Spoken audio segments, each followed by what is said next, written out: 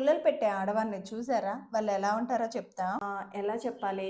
మీరు మీ తోడికోడలు, లేకపోతే మీరు మీ పక్కింటామె, పోనీ మీరు మీ ఫ్రెండ్. ఓకే, మీ ఫ్రెండ్ మీరు చాలా మంచిగా ఉంటారు. ఒకరినొకరు అర్థం చేసుకొని ఉంటారు. అయితే పుల్లలు పెట్టే రకమైన ఒక ఆమె ఎక్కడో ఉండదు, మీ పక్కనే ఉంటది. మీకు మీ ఫ్రెండ్ కు మధ్య ఉన్న స్నేహాన్ని, ప్రేమని చూసి ఆమె తట్టుకోలేకపోతుంది. ఎలాగైనా వాళ్ళిద్దరి మధ్య ఉండే స్నేహాన్ని, ప్రేమని చెడగొట్టాలని భీష్మించి కూర్చుంటది. పాపం ఇంకా ఆమె పరిస్థితి ఎలా ఉంటదంటే కనీసం ఇంట్లో ఏ పని చేసుకోలేదు. మొగుడు పిల్లలకు కూడా ఏదైనా వండి పెట్టాలన్నా కూడా కష్టమే. మీరు ఎక్కడ ఉన్నా ఆమె కళ్ళు చెవులు మీ దగ్గరే ఉంటాయి. ఎలాగైనా వాళ్ళని విడగొట్టాలా అని చూసిద్ది. ఇంకా అవకాశం దొరికిద్దా, ఎక్కలేని పొలాలు తీసుకొచ్చి వేసిద్ది మీ ఇద్దరి మధ్య. లేనిపోని అబద్ధాలు చెప్పి విడదీసేదాకా ప్రశాంతంగా ఉండనే ఉండదు. ఇలాంటి ఆడవాళ్ళు కూడా ఉంటారండి. ఇలాంటి ఆడవారిని ఏమంటారో ఏమో కానీ ప్రతి ఒక్కరి లైఫ్ లో ఇలాంటి ఆడవారిని చూసే ఉంటారు కదా. సరే, ఇప్పుడు ఇదంతా ఎందుకు చెప్తున్నావు అక్క అని అంటారేమో. నాకు ఒక అలవాటు ఉందండి.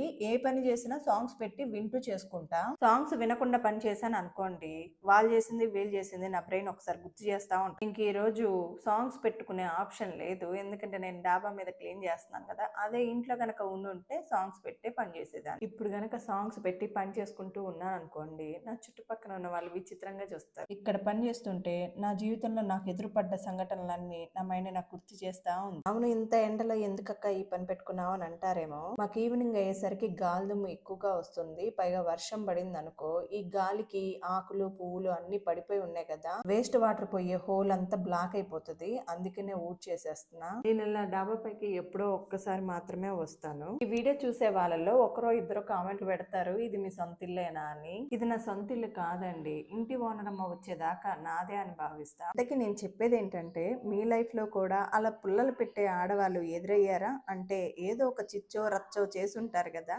అదేమైనా మీకు వీలైతే కామెంట్స్ లో నాతో షేర్ చేసుకోండి.